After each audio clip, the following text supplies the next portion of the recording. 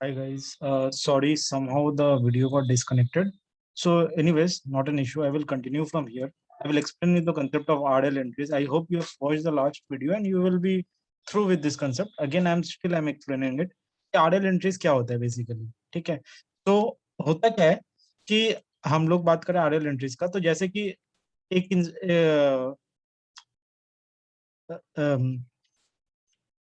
Source वाले आदमी ने inventory account debit to GRIR किया, सो उसने फर्स्ट एंट्री पास कर दिया। ये होता है डब्ल्यू एंट्रीज। फिर किसी ने इनवॉइस बनाया, इनवॉइस जब बनाया तो GRIR account debit to vendor पड़ा, ये हो गया। GRIR account debit to vendor कर किया, ये हो गया आईवी का एंट्री, आईवी हो गया।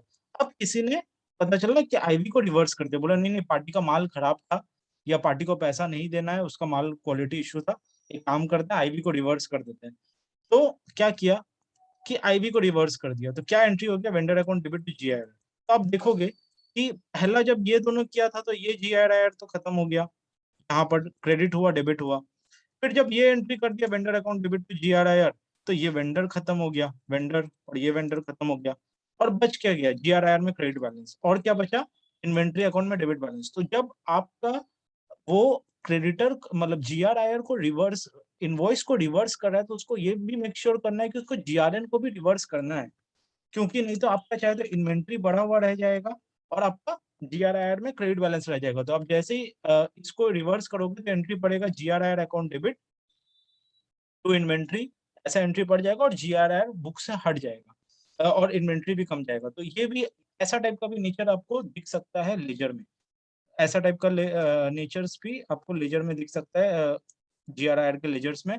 ऐसे चीजों को भी ये करना है, तो मतलब जैसे, तो वही है मेरा मेन ऑब्जेक्टिव यहाँ पर बताने का है कि जब GRN होता है तो एक आईवी भी होता है, आईवी भी होता है। उसी तरह अगर GRN रिवर्सल हो रहा है, किसी ने बाद में जाके GRN को रिवर्स कर दिया, जैसे कि हम लोग ने देखा था डेबिट बैलेंस आके खड़ा था यहाँ पर एग्जांपल में 6750, किसी ने बाद में जाके GRN को रिवर्स कर दिया, तो उसको मेक श्योर करना है कि पार्टी को, अगर आईवी पार्टी को पेमेंट हो गया तो ऑब्वियसली आप आईवी को रिवर्स नहीं कर सकते, उस केस में आपको डेबिट नोट जरूर से रेज करना है।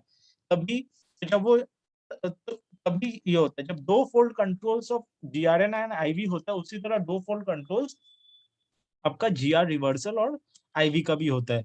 फर्स्ट में जब inventory account debit to GRIR पड़ा, इन्वेंट्री और GRIR पड़ा, और जब इसको रिवर्स करके GRIR टू इन्वेंट्री कर दिया गया, तो आपको ये भी मेक श्योर करना है कि जो एंट्री पड़ा था कि GRIR, सॉरी यहाँ पर एक एक एंट्री पड़ा inventory account debit to GRIR और दूसरा एंट्री पड़ा GRIR डेबिट टू वेंडर, ये हो गया सेकेंड एंट्री।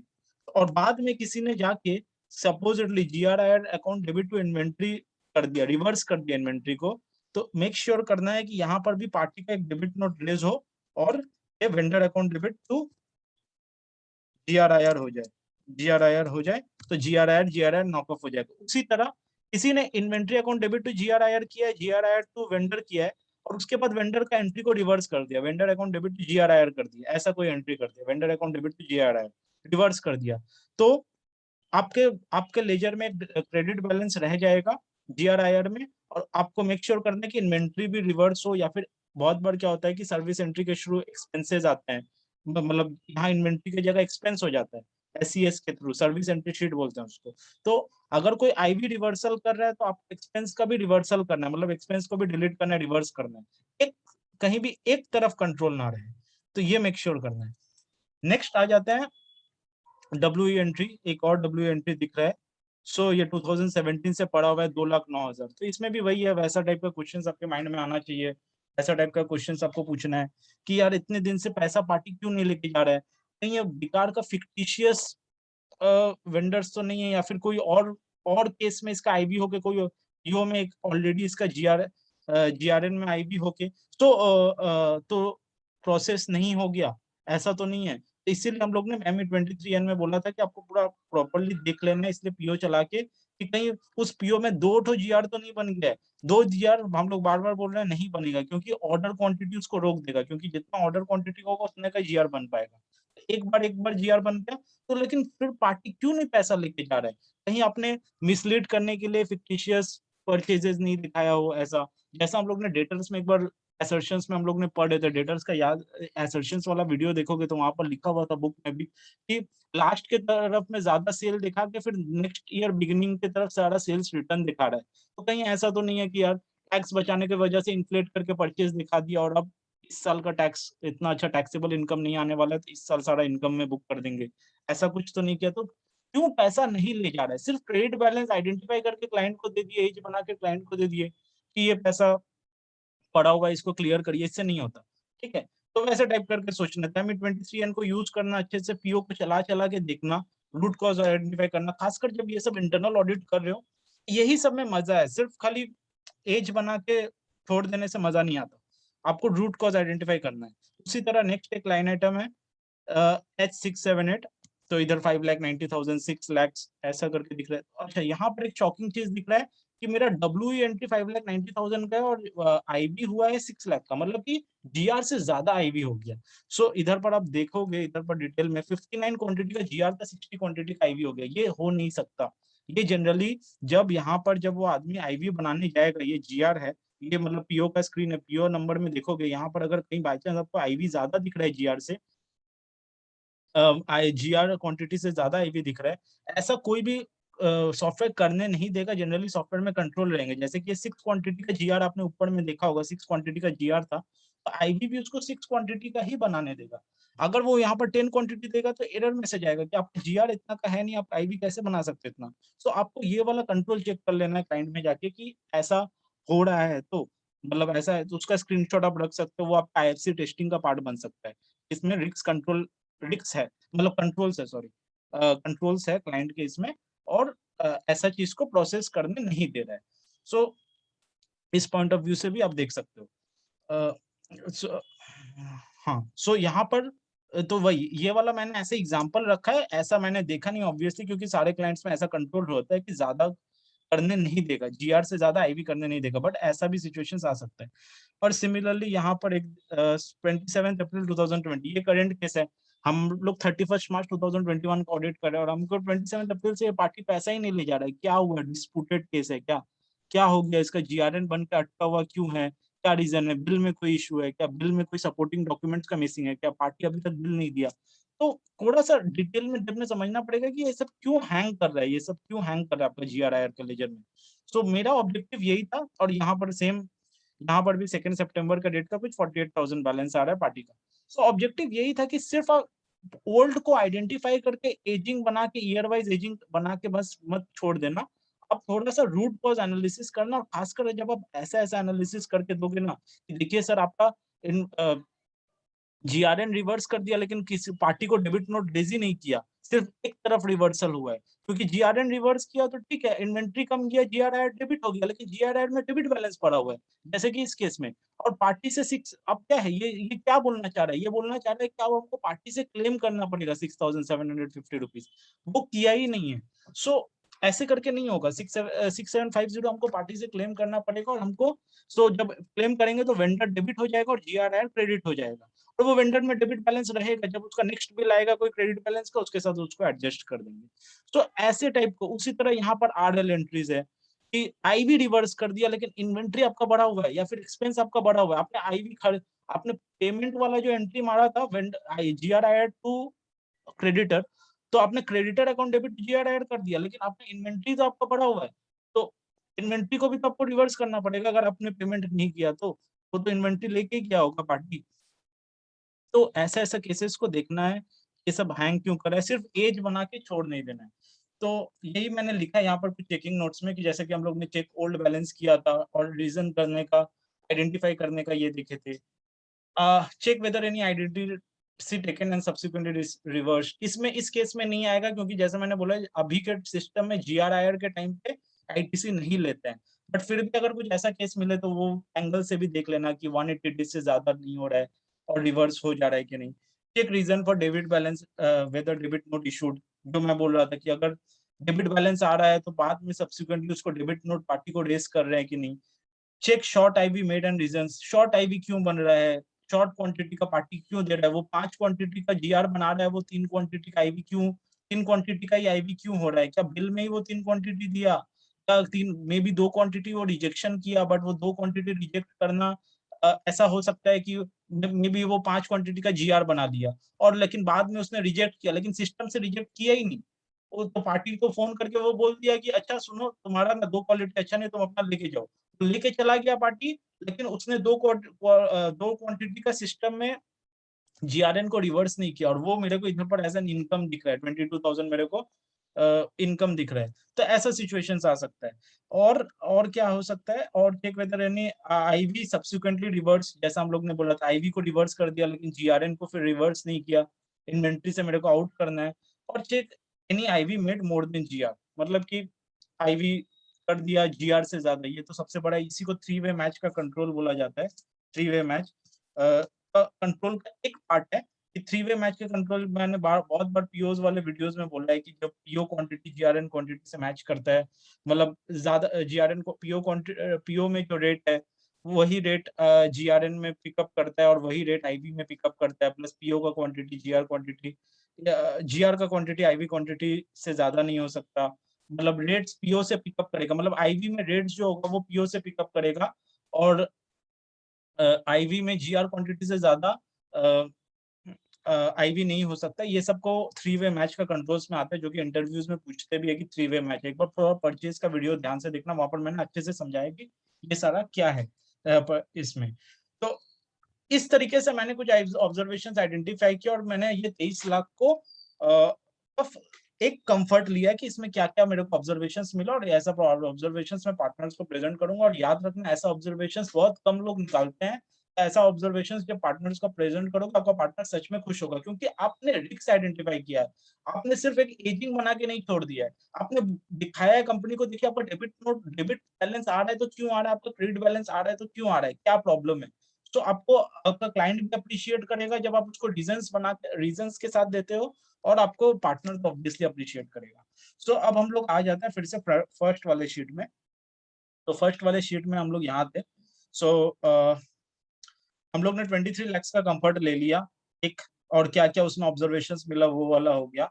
अब हमारा मेन है क्रेडिटर्स। अब हम लोग क्रेडिटर्स का चेकिंग करना शुरू करेंगे, लेकिन क्रेडिटर्स का चेकिंग करने से पहले कुछ ऑब्वियसली कंसेप्ट्स है जिसको हम लोग डिस्कस करेंगे।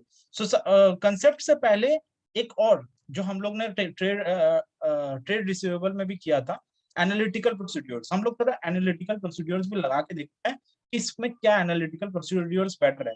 तो जैसा कि मेरे को दिख रहा है कि 66 लाख का क्रेडिटर है मेरा क्लोजिंग बैलेंस का, 66 लाख का। अच्छा सॉरी, एनालिटिकल प्रोसीजर लगाने से पहले मैंने जैसे 23 लाख रुपया जीआरआईआर का बैलेंस चेक कर लिया था, उसी तरह मैं क्रेडिटर का भी एक बार क्लोजिंग बैलेंस लेजर के साथ मिला लूं, क्योंकि लेजर के साथ मिला लिया, पहले फिगर तो पहले मैच करे, उसके बाद ही ना फिर पता चला कि ये 42 लाख है ही नहीं, तो फिर क्या होगा।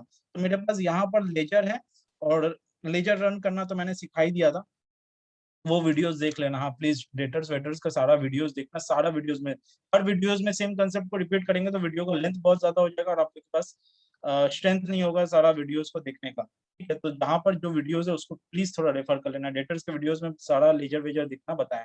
तो मेरे पास आ रहा है लेजर का बैलेंस, तो ऐसा कुछ लेजर मेरे पास निकला है, ऐसे केजी एंट्रीज है, केआर एंट्रीज है, आरई एंट्रीज है और एबी एंट्रीज है। ठीक है, और इसमें बैलेंस आ रहा है 42,95,000 और ट्रायल में भी बैलेंस आ रहा है 42। परफेक्ट।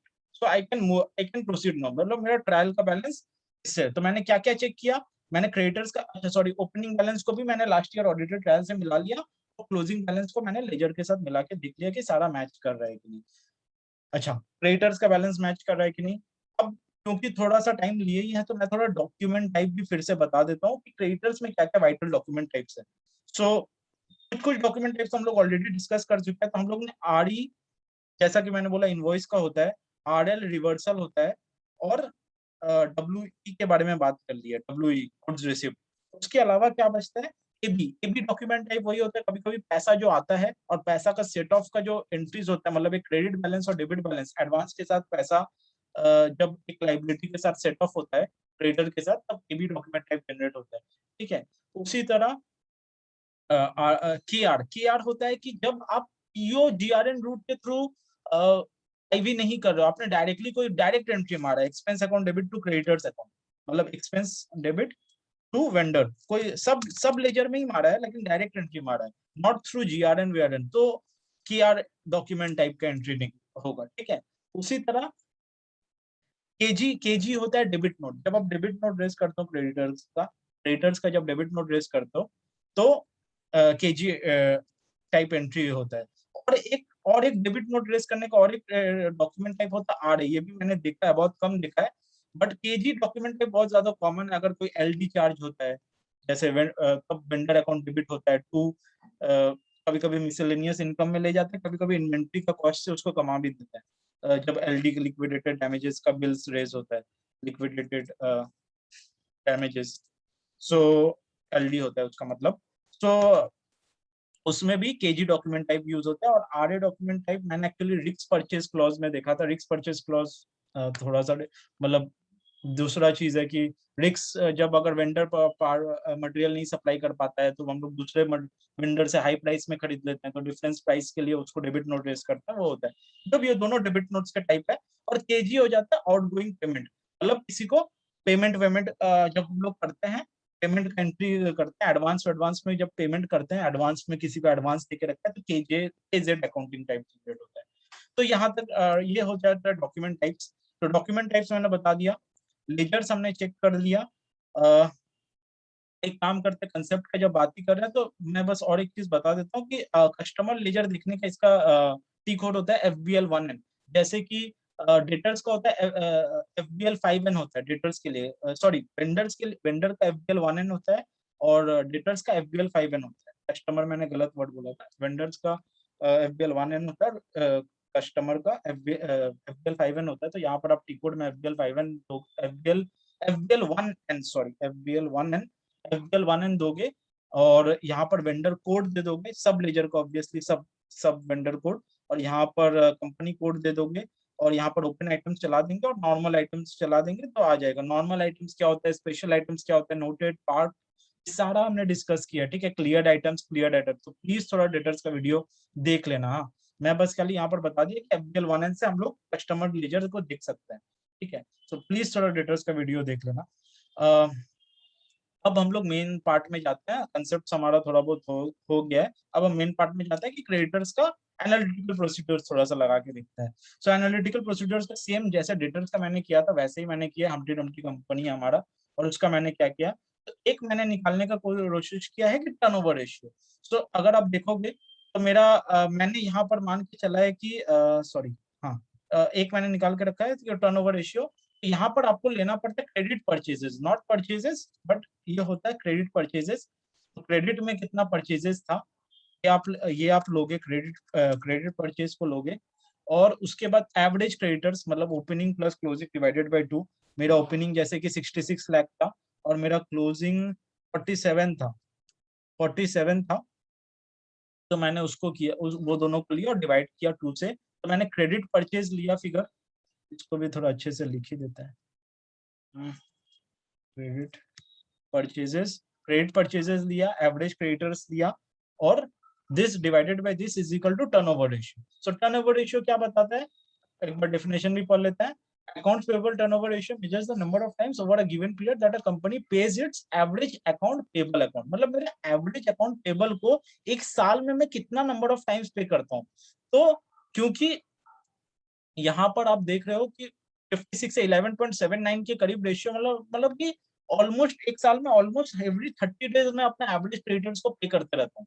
एक तरह का ये रेशियो ये बताता है। और इसका number of days in receivable, मतलब कि मेरा ऑन एन एवरेज 31 डेज का क्रेडिटर्स मेरे बुक्स में रहता है बेस्ड ऑन एवरेज क्रेडिटर्स। तो उसका फॉर्मूला है 365/D8। तो ऐसा है। तो आप देखोगे मैंने तीनों साल का प्लॉट किया, एक ऐसे ही एडॉक नंबर्स लेके किया। तो मैं यही बताना चाह रहा हूँ कि क्रेडिटर्स का जो टर्नओवर रेशियो वो इम्प्रूव हो रहा है, मतलब एक तरह से, मतलब कि मेरे पास अच्छा लिक्विडिटी है कंपनी का, ये बता रहा है मे बी कि ये कंपनी का अच्छा लिक्विडिटी है, क्रेडिटर्स को जल्दी पैसा दे रहे हैं। पहले 36 डेज के एवरेज में पैसा दे रहे थे और अभी 33 डेज 30 डेज में आ गए हैं, ठीक है। तो ये एक ये है। तो आपको, आप जब एनालिटिकल प्रोसीड्यूर्स लगाओगे तो आपको दूसरे सिमिलर टाइप का इंडस्ट्रीज में सिमिलर सेम साइज का कंपनीज के साथ थोड़ा सा कंपैरिजन करना है, करके देख सकते हो कि दो कंपनीज का कितना कैसा टर्नओवर रेशियो है, वो का क्रेडिट पीरियड कैसा है, उसके साथ आप थोड़ा एक एनालाइज कर सकते हो। तो मेरे को यहाँ पर दिख रहा है कि अच्छा है कंपनी का, मतलब कि मेरे को लग रहा है कि चलो क्रेडिटर्स को फास्ट पैसा दे रहे हैं, मतलब कंपनी को मे बी डेटर से भी जल्दी पैसा रिकवर हो रहा होगा क्रेडिट। या फिर इसका एक सेकंड मीनिंग भी निकल सकता है कि अगर क्रेडिटर्स को हम जल्दी पैसा दे दे रहे हैं, मतलब क्रेडिटर्स कंपनी के लिए पैसा रिलायबल नहीं है।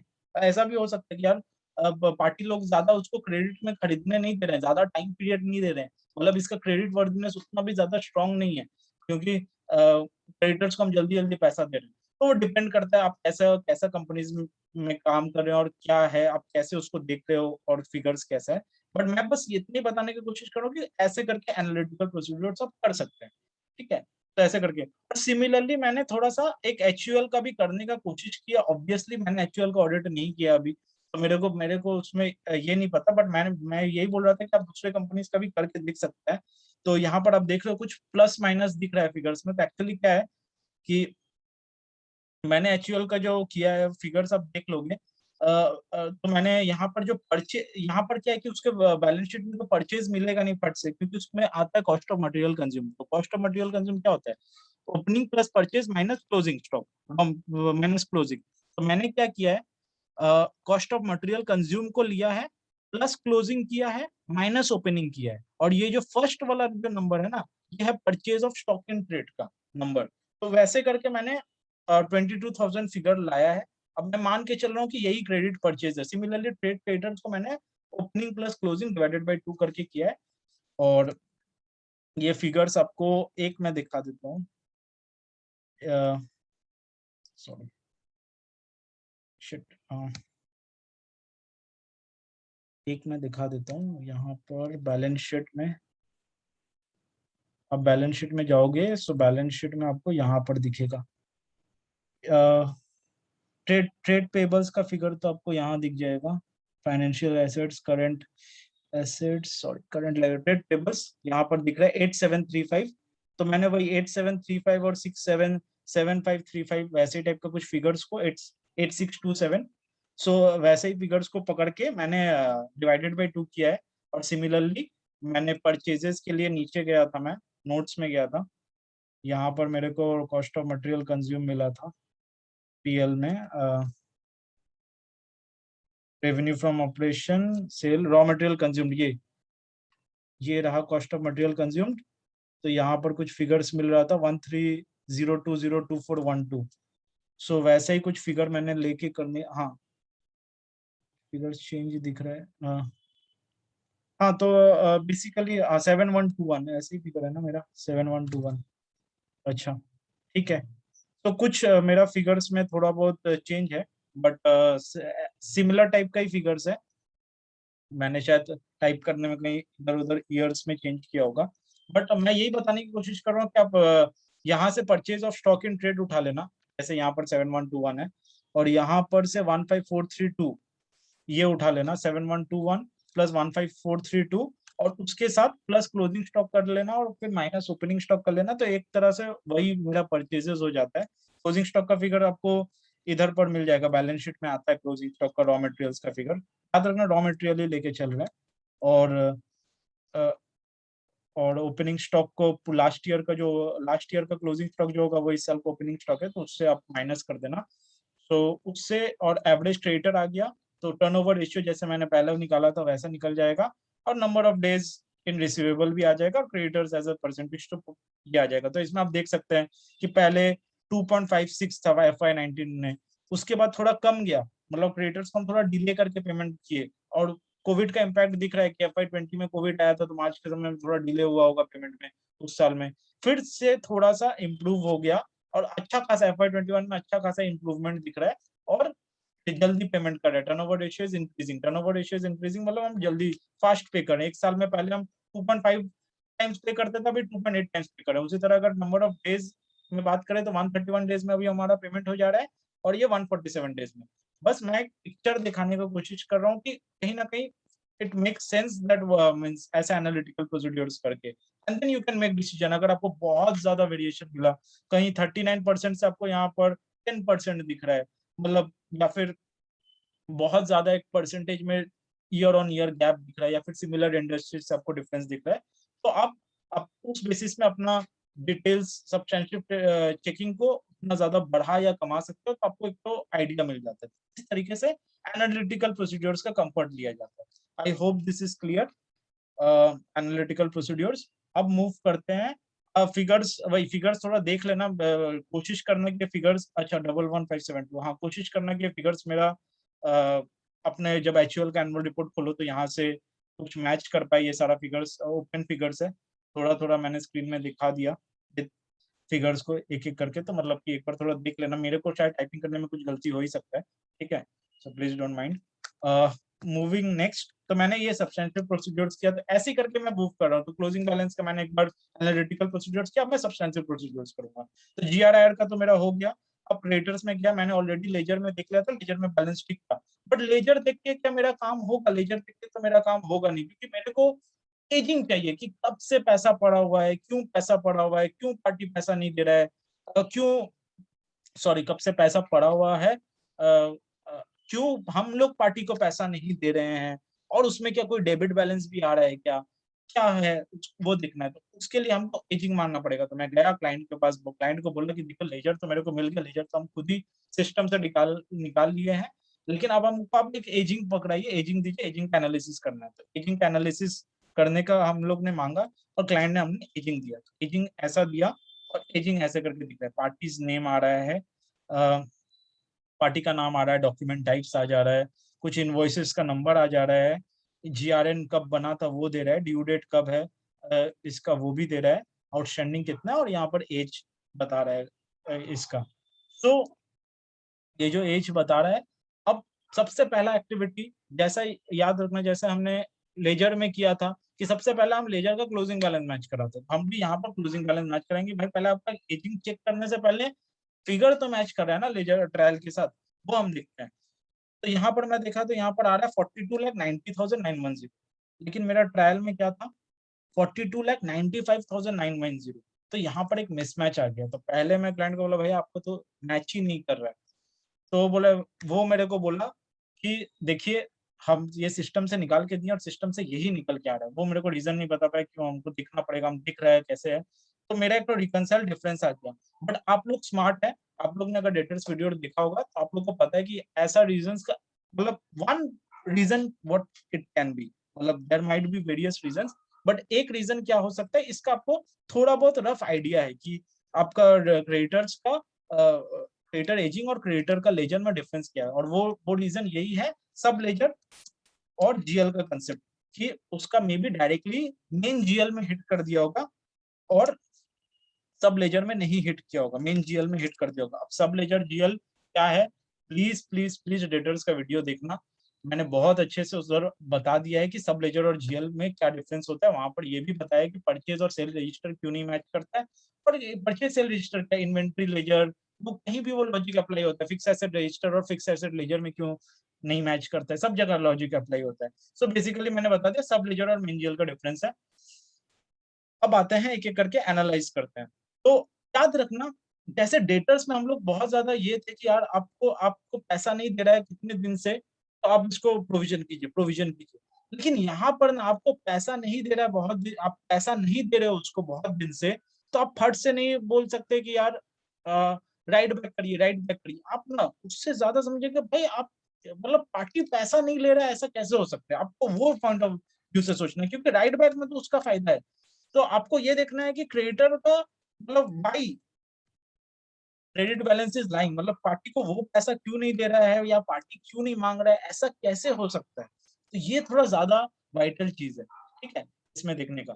सो जैसे सेम पार्टी नेम आ रहा है यहाँ पर, आउटस्टैंडिंग है तो बहुत करंट है, तो ड्यू भी नहीं हुआ है, नॉट ड्यू है अभी तक, इसको जितना क्रेडिट पीरियड मिला था उसमें ये ड्यू भी नहीं है, 7,56,000 है। तो ये इसका हम लोग जब ड्यू आएगा तो हम लोग इसका सब्सिक्वेंट पेमेंट देख सकते हैं। हम लोग वो डॉक्यूमेंट नंबर को चला के, जैसे यहाँ डॉक्यूमेंट नंबर है FB03, एक टी कोड है जहां पर हम लोग डॉक्यूमेंट नंबर को टाइप करने से जर्नल एंट्री दिखता है, जैसे कि मैंने बोला था। और जर्नल एंट्री में मैंने बहुत सारा तरीका बताया था इसमें डेटर्स वाले वीडियो में कि कैसे हम सब्सिक्वेंट लेजर चेक कर सकते हैं। हम लोग ओपन आइटम्स को उस वेंडर का लेजर चला के, उसका ओपन आइटम्स चला के देख सकते हैं सब्सिक्वेंट डेट में कि वो आइटम क्लियर हो गया है कि नहीं। हम वो डॉक्यूमेंट नंबर में जाके देख सकते हैं। तो मैं यही बोल रहा था कि वो डॉक्यूमेंट नंबर में यहाँ पर एक तो क्लियरिंग डॉक्यूमेंट नंबर का एक तो कॉलम आता है और वहां पर क्लियरिंग डेट दिखेगा अगर वो पैसा पेमेंट हो गया, तो वो भी तरीका है। सो ऐसे करके हम लोग सब्सिक्वेंट कब पेमेंट हम लोग कर दिया वो देख सकते हैं। नेक्स्ट आता है, अगर ये वाला इसमें नाम मोहनलाल शर्मा, तो यहाँ पर मेरे को दिख रहा है कि क्रेडिटर का बैलेंस है 5.5 लाख, 5.5 मिनट KR एंट्री पड़ा है। KR मतलब डायरेक्ट इनवॉइस बुक किया था, not through order route. Order route होने से RE एंट्री पड़ता है, ये KR एंट्री है। सो इधर 5.5 लाख है, बट इसके साथ एक और लाइन आइटम आ रहा है साथ में 5.5 लाख रुपया का। तो यहाँ पर KZ है। अच्छा, KZ मैंने बताया था कि आउटगोइंग पेमेंट है। तो बेसिकली जैसा डेटर्स में हम लोग डिस्कस कर रहे थे कि सेम चीज किया है कि जैसे कि expense account debit to creditor कर दिया और creditor account debit to bank कर दिया, लेकिन creditor account debit to bank कर दिया, लेकिन शायद इसको इसके साथ एडजस्ट नहीं किया है। मतलब कि वो ये वाला लाइन आइटम को पकड़ के इस दोनों को सेट ऑफ नहीं किया है। तो एक line item expense to creditor का आ रहा है, एक आइटम क्रेडिटर टू बैंक आ रहा है। या फिर दूसरा ऐसा हो सकता है कि advance to supplier account debit to bank करके रख दिया है, ऐसा कुछ। तो एक आइटम क्रेडिटर में एडवांस टू सप्लायर में दिख रहा है और एक आइटम क्रेडिटर में दिख रहा है। थोड़ा सा डेटर वाला वीडियो एकदम एजिंग वाला थोड़ा देख लेना और उसके सारे कंसेप्ट समझ लेना, क्योंकि सेम टाइप का ही ऑब्जर्वेशन है, वहां पर क्लैरिटी मिल जाएगा मैं बोलना क्या चाह रहा हूँ।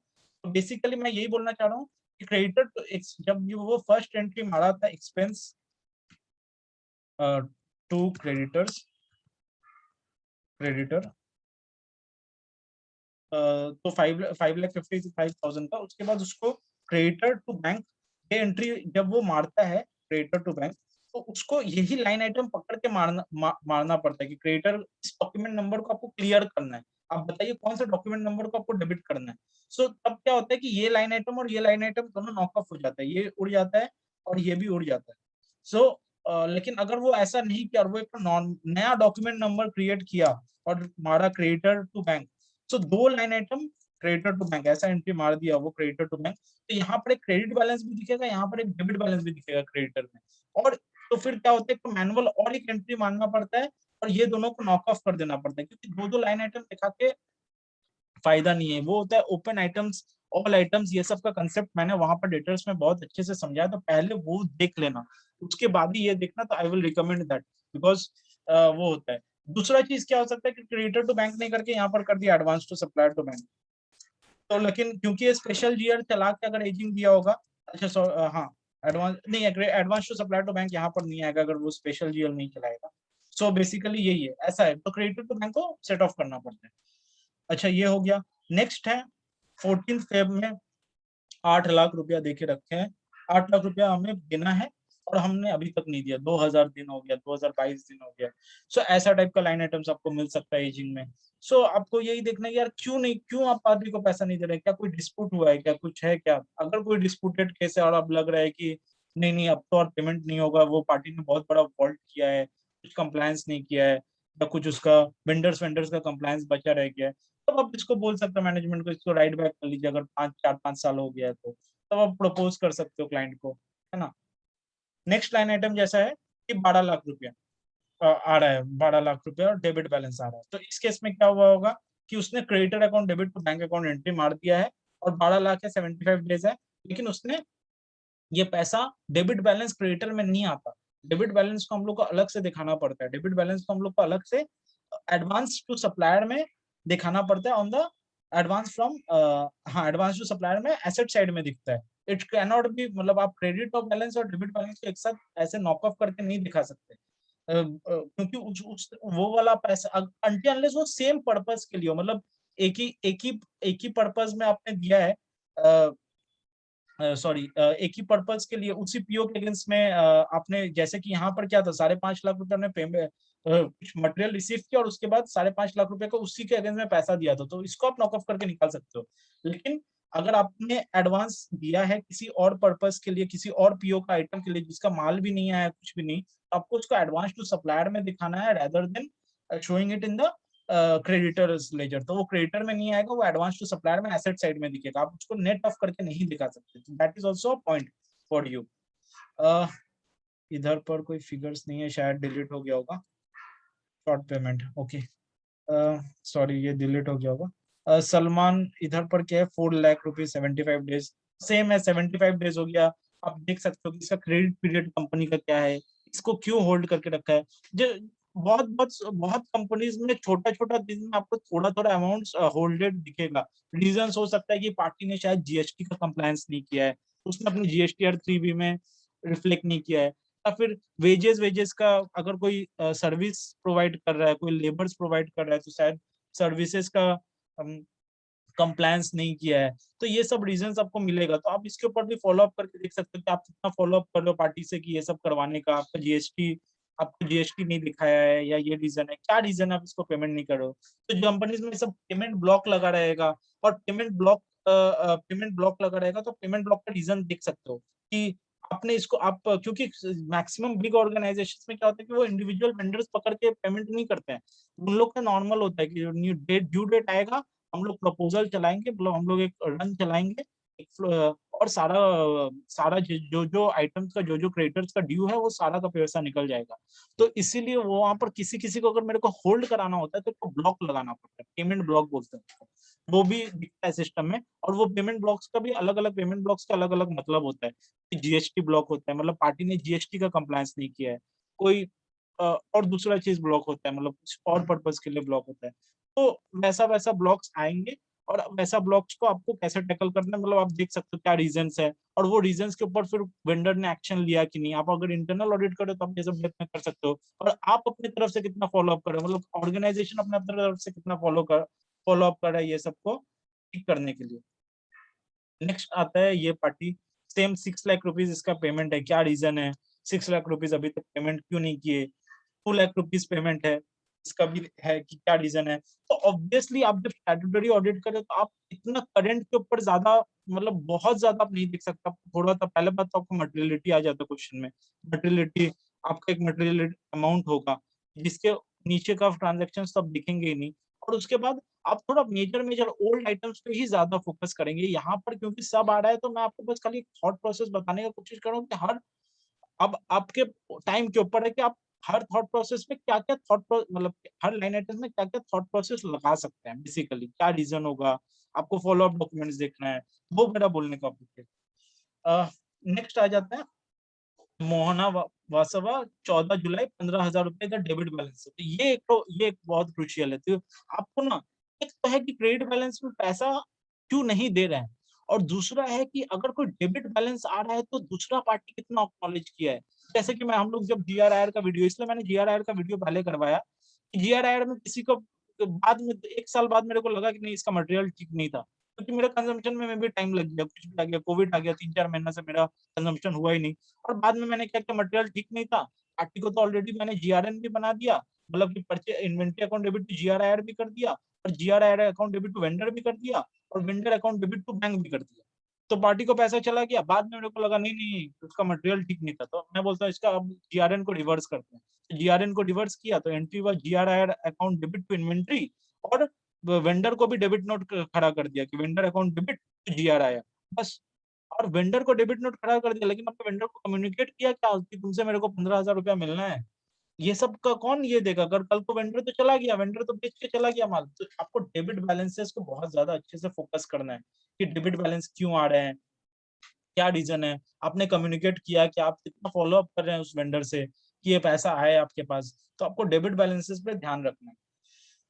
सेम अतुल कुमार चौधरी, यहाँ पर 11 लाख, यहाँ पर ने बैलेंसेस 10 लाख। तो कुछ इसका पहले कुछ इनवॉइसेस आरई इनवॉइसेस रेज किया था, फिर उसके बाद 10,000 रुपये बाद में ये किया गया, मतलब कि बाद में इनवॉइसेस कुछ सब्सिक्वेंटली कुछ अगर रेट वेट में कुछ मिसमैच हुआ होगा, या रेट मतलब कम रेट में बिलिंग कर दिया होगा, तो उसको और एक क्रेडिट उसने और एक उसको एक क्रेडिट और किया गया 10,000 रुपीज से। तो ये क्रेडिट क्या है, क्यों किया गया, क्या रेट में प्रॉब्लम था, क्या रीजन था क्रेडिट करने का, आपको इसमें क्या हो गया था इशू, क्योंकि आपका पीओ में जो रेट आप उससे तो बाहर तो जा नहीं सकते, तो 10,000 रुपया क्या है।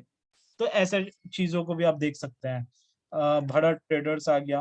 भरत ट्रेडर्स में क्या है, 16,50,000 का है, 15 मार्च, ये करंट है। तो इसका मैंने जैसे सब्सिक्वेंट देख लिया कि सब्सिक्वेंटली कब पेमेंट हुआ, इसको क्लियरिंग डॉक से देख सकते हैं, ओपन आइटम चला के देख सकते हैं। फिर भरत में इधर 10,000 रुपए इसका डेबिट है।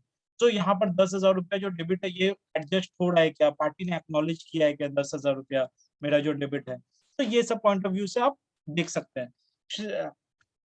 सिमिलरली ए शाह का 10 रुपया देना बचा है, छोटा मोटा अमाउंट है, तो छोटा छोटा अमाउंट्स को क्लियर कर दीजिए। कभी कभी आपको दिखेगा लेजर में 1 रुपया, 2 रुपया, 3 रुपया पड़ा हुआ है वेंडर्स के लेजर में, अब 1 रुपया 2 रुपया थोड़ी ना वो लेने आएगा। तो अगर वो सब पुराना पुराना है तो उसको राउंड ऑफ में मार के उसको क्लोज कर सकते हैं, इनकम में ले सकते हैं। और उसी तरह यहाँ 100 रुपीज आ रहा है तो स्मॉल बैलेंसेस आ रहा है, स्मॉल बैलेंसेस को आप एडजस्ट करवा सकते हैं। मतलब एक स्मॉल बैलेंस के एनेक्चर बना दिए, एक डेबिट बैलेंस के एनेक्चर बना दिए कि डेबिट बैलेंस का ये रीजन है। एक लॉन्ग क्रेडिट बैलेंस के एनेक्चर बना दिए, ये सब पुराना पुराना क्रेडिट बैलेंस है जिस पार्टी में कोई मूवमेंट नहीं हो रहा है, कुछ ट्रांजेक्शन्स नहीं हो रहा है, ऐसे पार्टीज को आइडेंटिफाई किए हैं। जैसे कि ये 12 लाख तो करंट है। ये पार्टी जैसे कि RS इंजीनियर, इसका 4-5 साल से और कोई ट्रांजेक्शन ही नहीं हो रहा है इधर, जो तो वही है, तो इसको फिर इनकम में ले लीजिए अगर आपको लग रहा है, लेकिन भाई वो पार्टी पैसा क्यों नहीं लेके गया। और मोस्ट इम्पोर्टेंटली सारा जो क्रेडिटर जो पुराना 180 दिन से हो रहा है, ये सब आप पैसा तो अटका दे रहे हैं जीएसटी इशू, ये इशू वो इशू करके, लेकिन आप क्या इसका इनपुट टैक्स क्रेडिट भी रिवर्स करें, क्योंकि अपना जीएसटी में रूल है कि आपको इनपुट टैक्स क्रेडिट को भी रिवर्स करना है साथ में। मतलब अगर 180 डेज में पेमेंट नहीं होते तो वो भी देख लेना। और जैसे मैं पेमेंट ब्लॉक का बात कर रहा था, पेमेंट ब्लॉक में रिटेंशन ब्लॉक भी होता है कि बहुत बार होता है ना कि हम लोग ने किसी को कॉन्ट्रैक्ट दिया और फिर बोला कि देखो 20% ऑफ द कॉन्ट्रैक्ट वैल्यू हम तुमको 2 साल बाद ये करेंगे क्योंकि तुमने वर्क कॉन्ट्रैक्ट किया है। तो उस केस में शायद जीएसटी का रिवर्सल नहीं होता है, तो वो भी आपको आइडेंटिफाई कर लेना पड़ेगा पेमेंट ब्लॉक देख के, और ये करके कि पेमेंट ब्लॉक, जिसमें पेमेंट ब्लॉक्स होता है तो वहां पर जीएसटी रिवर्सल नहीं होता है। सो इस तरीके से आप क्रेडिटर एजिंग के ऊपर मूव कर सकते हैं और एनालाइज कर सकते हैं। आई होप आपको एक क्लैरिटी मिला होगा। सो यही था क्रिएटर्स के वीडियो के ऊपर बेसिकली मेरा ऑब्जेक्टिव। तो आपको देखो अब आपको एक क्लैरिटी मिला है कि ट्रेड टेबल्स का जो हमने जहाँ से शुरू किया था, एक face of the balance sheet से शुरू किया था, फिर उसके नोट्स में गए थे, फिर उसके ट्रायल्स में गए थे, तो इसमें कैसा कैसा ऑब्जर्वेशंस मेरे को मिला है। और उसी के साथ आप चेकिंग नोट्स लिख सकते हैं, चेकिंग नोट्स, और ऐसे करके जब मैंने ऑडिट वर्किंग पेपर का बहुत अच्छे से डेटर्स में बताया था, वो भी प्लीज देख लेना। वही मैं बोल रहा था, मैं सब चीज यहाँ पर रिपीट करूंगा तो लेंथ ऑफ द वीडियो बहुत बड़ा हो जाएगा। अब तो मैंने चेकिंग नोट्स के ऊपर बहुत सारा बोला है कि कैसे ऑडिट वर्किंग पेपर है। तो मेरा ऑडिट वर्किंग पेपर ऐसे ही होता है कि मैं इधर चेकिंग नोट्स लिख दिया था कि फ्यूचर में कोई आए तो वो देखे कि हमने क्या क्या ऑडिट प्रोसीजर लगाए, check creditor balance with ageing ledger extract, check subsequent payment, balance confirmation. मैंने कुछ कुछ लेजर्स क्रेडिटर्स का देखा, जनरली क्रेडिटर्स का हम लोग दिसंबर के महीने में 31 दिसंबर का क्लोजिंग के टाइम में बहुत ज्यादा क्रेडिटर्स का हम लोग बैलेंस कंफर्मेशन ले लेते हैं। मैक्सिमम ऑर्गेनाइजेशन करते हैं 31 मार्च को नहीं करके, बहुत बार ये प्रैक्टिस भी करते हैं लोग। बैलेंस कंफर्मेशन भी हमने कुछ कुछ क्रेडिटर्स का ले लिया, सब्सिक्वेंट पेमेंट्स देख लिया। अच्छा, एमटीएम कैलकुलेशन में दिखा दूंगा, ये सॉरी ये रिपीटेड है, चेक सब्सिक्वेंट पेमेंट्स ऐसे करके देख लिया। और यहाँ पर ऑब्जर्वेशंस में दिख गया कि gap in ledger and ageing report आया मेरा, एडवांसेस को भी अलग से दिखाना है, some set off needs to be credit balance और डेबिट बैलेंस को अलग अलग लाइन आइटम में नहीं दिखाना, उस दोनों को नॉक ऑफ कर देना है। Small debit and credit balance needs to be adjusted, तो सबको छोटे छोटे को आप खत्म करो, इतना बेकार का लेजर को क्रेडिटर एजिंग को बड़ा मत करो, लाइबिलिटी को राइट बैक करना है 8 लाख रुपया का, ऐसे करके। और जैसा मैंने बोला था कि वर्किंग पेपर में मेरा फाइल में ये रहता है, पहले तो फाइल अकाउंट्स होता है, उसके बाद उसका नोट्स होता है, उसके बाद ट्रायल बैलेंस होता है, और ट्रायल बैलेंस को फिर मैं ये जो फाइल में रखता हूँ, अगर मैं 4th नंबर फाइल में रख रहा हूँ तो 4th नंबर फाइल में मेरा ये पूरा एकदम स्नैपशॉट रहेगा, फर्स्ट स्नैपशॉट ऐसे करके, यहाँ पर मेरा चेकिंग प्रोसीड्योर सब कुछ रहेगा 4th नंबर फाइल में। और उसके साथ जितना भी फाइल्स है सबको मैं थोड़ा लिंक कर दूंगा। मैंने डेटर्स में बहुत सही से समझाया, अगर नहीं समझ में आ रहा है तो कोई दिक्कत नहीं, एक बार डेटर्स का वीडियो देखना, मैंने समझाया कि कैसे करके फाइल्स को लिंक करके रखा जाता है। और ऐसे करके फाइल्स को सारा एक एक करके सारा लिंक कर दिए हैं, और लिंक करके सारा फाइल्स के साथ रख दिया एनेक्स्टर्स वैनेक्स्टर्स को, तो कोई भी देखेगा ना मेरा फाइल इजीली रीड करके समझ पाएगा कि मैंने क्या ऑडिट प्रोसीजर्स लगाया, कैसे चेक किया है, सब कुछ क्या किया है। ठीक है। अच्छा, मैं थोड़ा सा असर्शंस के ऊपर बात कर लेते हैं थोड़ा सा, और फिर मैं expected sorry mark to market थोड़ा सा बता के फिर क्लोज कर देंगे। तो असर्शंस में जैसे कि एग्जिस्टेंस, कंप्लीशन, वैल्यूएशन, डिस्क्लोजर ऐसा होता है, ठीक है। सो अब हम लोग बात करते हैं कि हम लोग ने देखा क्या क्या, और ये तो मैं एक बार बुक का ही खोल देता हूँ, सबसे बेटर होगा। सो बुक में जैसे कि है अपना आईपीसीसी के बुक्स में है असर्शंस के ऊपर, क्रिएटर्स के ऊपर, चैप्टर 9 में। सो एग्जिस्टेंस के ऊपर वो वही बोल रहा है कि check the controls are in place to ensure that purchase expense voucher does not get recorded more than once. तो कंट्रोल्स है कि नहीं, मतलब पीओ से लिंक रहेगा तो कंट्रोल रहेगा, पीओ क्वांटिटी से ज्यादा नहीं होगा तो कंट्रोल होगा, ठीक है। ऑटो और and payable are automatically recorded in at the time of recording of expenses, जैसे कि पेबल बैलेंस में ऑटोमेटिकली रिकॉर्ड हो रहा है। हम लोग ने देखा कोई जीएल का हम लोग को बताना नहीं पड़ता है, सब कुछ एक तो ऑटो पीओ से सब उठ के आ जाता है, सारा सिस्टम का वैसा लॉजिक बना के रखा है। मटेरियल कोड से वो इन्वेंट्री का जीएल पकड़ लेता है। मैंने ये भी बात बताया था कि मटेरियल कोड से इन्वेंट्री का जीएल वो कैसे पकड़ता है डेटर्स का वीडियो में, तो वही वहां प्लीज देख लेना आप। Obtain account payable ageing report, ठीक है, एग्जिस्टेंस के लिए एजिंग रिपोर्ट बोल रहा है। एग्जिस्टेंस हम लोग का देखना है कि एग्जिस्ट कर रहा है कि नहीं। तो हमने परचेजेस का देख लिया कि परचेज का प्रॉपर कंट्रोल्स है कि नहीं। एजिंग रिपोर्ट उठा लिया। कंफर्मेशन प्रोसीजर्स के ऊपर बात कर रहा है कि डायरेक्ट कंफर्मेशन लेके आप देख लिए कि एग्जिस्ट कर रहा है कि नहीं उस दिन में क्रेडिटर्स उस डेट पे, ठीक है। और एक्सटर्नल कंफर्मेशन का प्रोसीड्योर बोल रहा है कि आप लोग इंडिपेंडेंटली करना, बताना मत उन लोगों को, ये सब आपका डिसीजन में होना चाहिए, आप डायरेक्टली कंफर्मेशन अपने पास मंगवाना, ये सब लिखा हुआ है, ठीक है। उसके बाद नेक्स्ट आता है when no reply is received का subsequent procedures लिख रहा है, वो no reply is received, additional testing। additional testing क्या है, subsequent payment करके देख लीजिए आप, अगर आपको कंफर्मेशन नहीं मिला है तो subsequent payment बाद में आप अगर पे कर रहे हैं, मतलब कि क्रेडिटर्स ठीक ठाक है, arm length price transactions are recorded and related party में आर्म लेंथ प्राइस हो रहा है कि नहीं, वो बोल रहा है। Trend line of purchase, comparison of to over time to see there unusual trend line, trend का हम लोग ने जैसे कि एनालिटिकल प्रोसीड्यूर्स लगा के ट्रेंड किया था, ट्रेंड आ रहा है कैसा आ रहा है, परचेजेस ऑन एन एवरेज कितना आ रहा है बुक्स पे, वो सब का। कंप्लीटनेस के ऊपर जैसे मैंने बोला कि कोई भी इंसान जब क्रेडिटर्स, जैसे मैंने बोला था डेटर्स में कोई भी इंसान जब चेक करता है तो डेटर्स के साथ उसको सेल्स भी चेक करना पड़ेगा, उसी तरह क्रेडिटर्स को जो चेक करना वो उसी को चेक करना चाहिए जो परचेजेस चेक किया है, तब ये कंप्लीटनेस का ये होता है। तो वो कट ऑफ वो बोल रहे कंप्लीटनेस आप कैसे इंश्योर करोगे, ये सब देखो हमारा सारा प्रोसीड्योर्स में हमने सारा चीज किया, लेकिन कंप्लीटनेस उतना फिर भी एश्योरेंस नहीं मिला। हम कैसे बोल रहे हैं कि 42 करोड़ ही है मेरा क्रेडिटर, इससे ज्यादा नहीं हो सकता, इससे कम नहीं हो सकता। इसके लिए बोला जाता है कि कट ऑफ प्रोसीजर्स परफॉर्म करिए। अब लास्ट का कुछ 4-5 इनवॉइसेस रख लीजिए अपने पास, अपना ऑडिट डॉक्यूमेंटेशन में ले लीजिए लास्ट 5 इनवॉइसेस को, रिसीव्ड एंड रिकॉर्डेड, और उसको अपने पास रख लीजिए और देख लीजिए इसके बाद कोई और इनवॉइसेस तो आपका जीएल में हिट नहीं कर रहा है।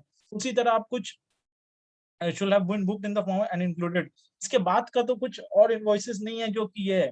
Test purchase on sample selecting the sample and taking the supported to ensure the purchases, कुछ सैंपल कुछ इनवॉइसेस उठा के देख लीजिए कि वो सारा रिकॉर्ड हुआ है तो उस पीरियड में जिस पीरियड का हम ऑडिट कर रहे हैं।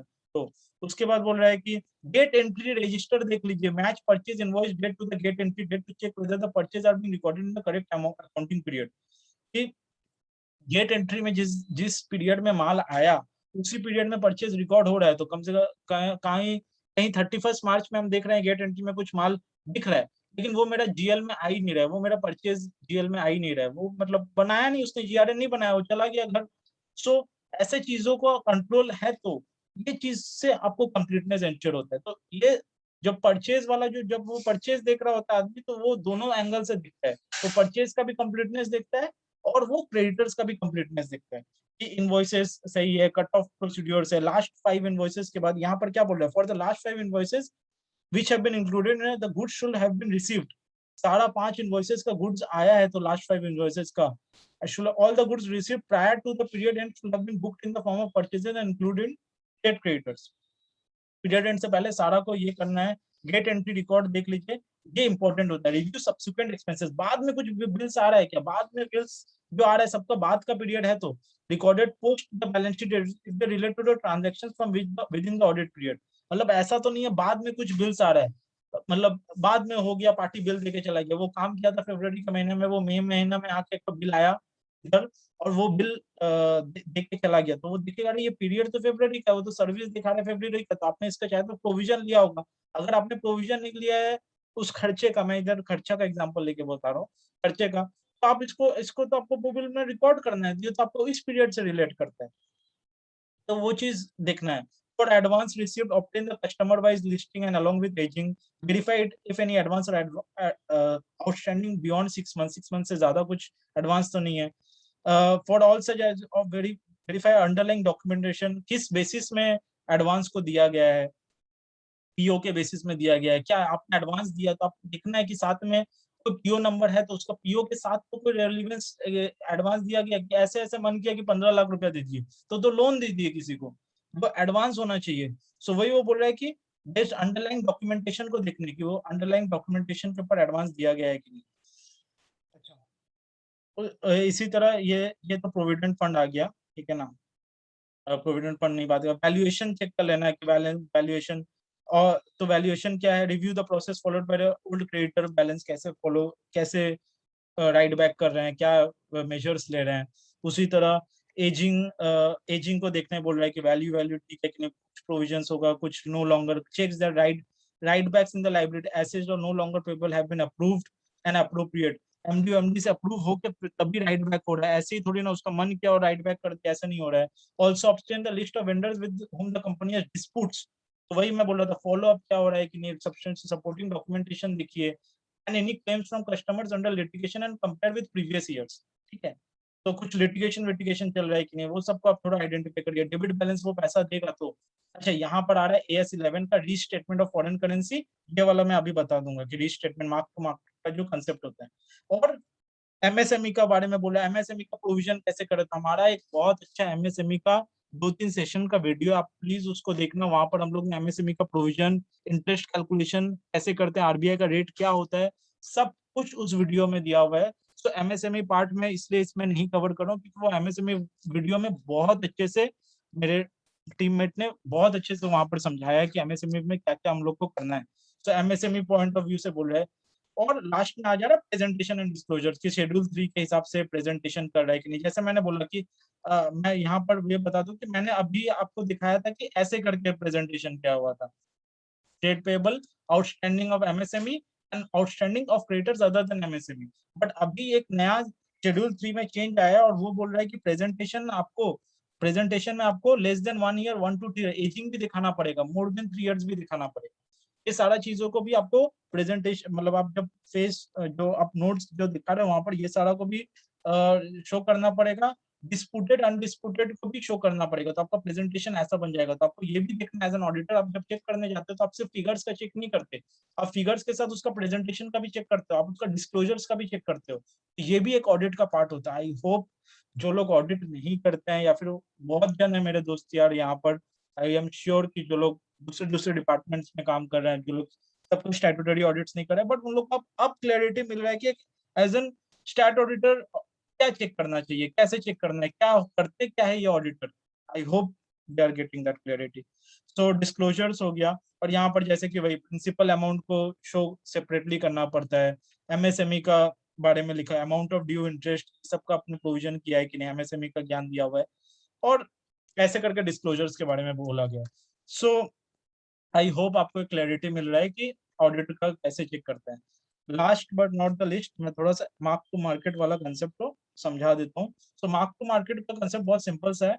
वो बोलता है कि जो जो क्रेडिटर्स आपका फॉरेन करेंसी में है, बेसिकली मतलब फॉरेन करेंसी में जिसको आपको पे करना है, तो वो तो ऑब्वियसली एक आईएनआर के रेट में बुक हुआ है आपके बुक्स में, बट उसको क्लोजिंग जो फॉरेन करेंसी का रेट होगा, क्योंकि आप देख रहे हो कि ऑलमोस्ट एवरी डे डॉलर ये हो जाता है, मतलब डॉलर अप्रिशिएट्स एंड रुपी डिप्रिशिएट्स.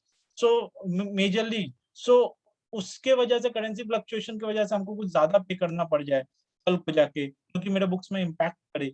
तो इसीलिए बोला जाता है कि क्लोजिंग क्रेडिटर्स को आपको क्लोजिंग रेट ऑफ जो होगा उसमें आपको उसको ये कर देना, उसको वैल्यू कर देना. तो उसके लिए क्या करते हैं, जैसे कि ये कुछ मेरा 3 क्रेडिटर्स है, ये 1000 करेंसी का यूएस डॉलर, ये 5000 है, ये 12000 है, और किसी का 72 रेट में रिकॉर्ड किए थे, किसी का 71 के रेट में रिकॉर्ड किए थे. ये तभी रिकॉर्ड कर लिए थे जिस दिन हम लोग ने ट्रांजैक्शन एंटर किया था, जिस दिन जीआरएन बनाया था, या जिस दिन आईबी किया था, तो उसी दिन रिकॉर्ड कर लिए थे. तो मेरे बुक्स में क्लोजिंग में 27,000 का यूएस डॉलर का क्रेडिटर पड़ा हुआ है, जिसका वैल्यू है 19,51,000. अब क्या हुआ कि क्लोजिंग रेट 31 मार्च का हुआ $75. $75 का हुआ, तो मैं क्या करूंगा, 27,000 इंटू 75 इज इक्वल टू 20,25,000. इतना वैल्यू का क्रेडिटर वैल्यू आता है और मैं उसी वैल्यू में इसको रिकॉर्ड करूंगा 74,000। तो मेरा 74,000 का मेरा सॉरी 74,000 में मैंने उसको मेरे को उसको क्रेडिटर को और रिकॉर्ड करना पड़ेगा। तो मैं एक एंट्री मारूंगा, क्या एंट्री मारूंगा, unrealised gain loss account debit to creditor, creditor को और बढ़ा दूंगा। इसको मैं पहले से ही एक लॉस बुक करके रख रहा हूँ, क्योंकि कल को मेरे को जब मैं बाई चांस में जब 1 अप्रैल को पेमेंट करूंगा या 10 अप्रैल को पेमेंट करूंगा, तो मेरे को क्रेडिटर को ज्यादा पेमेंट करना पड़ेगा।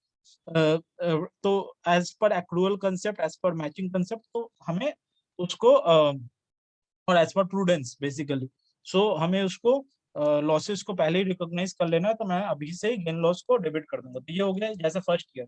सिमिलरली अगर FY21 में है, ठीक है, और सेम है $29,000 का, ये दो तीन अलग अलग क्रेडिटर्स है और ऐसे ही खड़ा आ रहा है, सो 2,21,00,000 है। सो मेरे को फिर दो एंट्री करना पड़ेगा।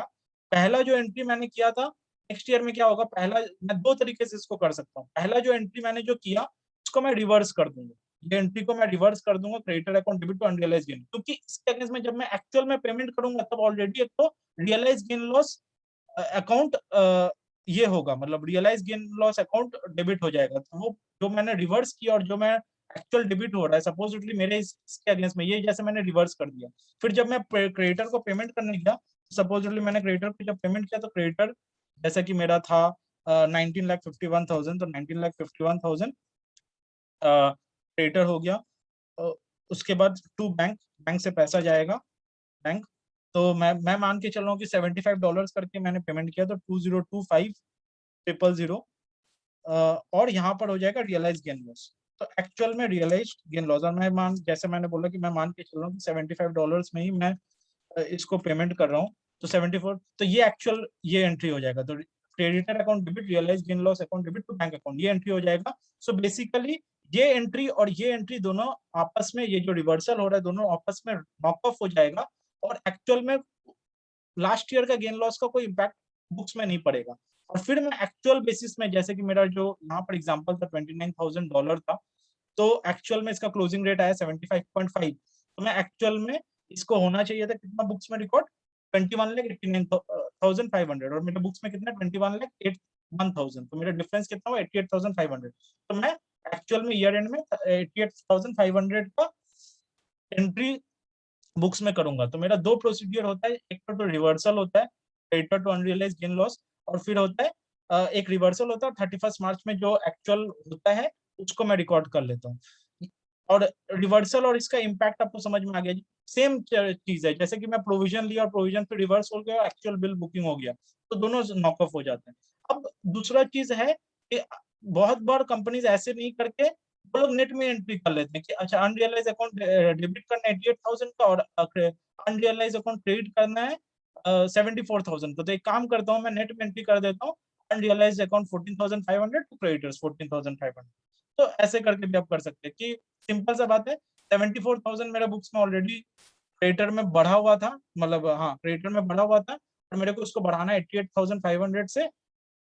तो मैं काम करता हूँ 14,500 से नेट में एंट्री मार देता हूँ और वो बढ़ जाएगा। सो ऐसे भी कर सकते हैं। आई होप ये कंसेप्ट क्लियर हो। I think so. एक बार मैं एजेंडा देख लेता हूँ कि मेरे को क्या क्या कवर करना था। पीओ GRN IV मैंने बता दिया, क्रेडिटर बैलेंस ऐप में कैसे देख सकते हैं ये भी बता दिया, डॉक्यूमेंट टाइप भी बता दिया, normal GL, special GL, debtors में ऑलरेडी ये सब कवर डेबिटर्स में है, types of audit procedures in creditors ये भी मैंने बता दिया, रूट कॉज एनालिसिस भी है, MTM असर्शंस और क्रेडिटर्स वर्किंग पेपर भी मैंने एक रफ आइडिया दे दिया। और MSME जैसे मैंने बोला कि MSME का सारा प्रोविजंस करना पड़ता है, प्रिंसिपल, इंटरेस्ट और इंटरेस्ट के ऊपर इंटरेस्ट का। तो MSME का वीडियो प्लीज जरूर से देखना। आई होप आप लोग को एक अच्छा अंडरस्टैंडिंग मिला होगा क्रिएटर्स का। Thank you for staying so long and watching the video. Please do like, share, subscribe the video. It will definitely encourage us to make more such videos, and it will obviously help a lot of people. So do recommend our channel. Thank you so much. Till then, bye bye. Thank you so much, guys. Bye bye, guys. Bye bye.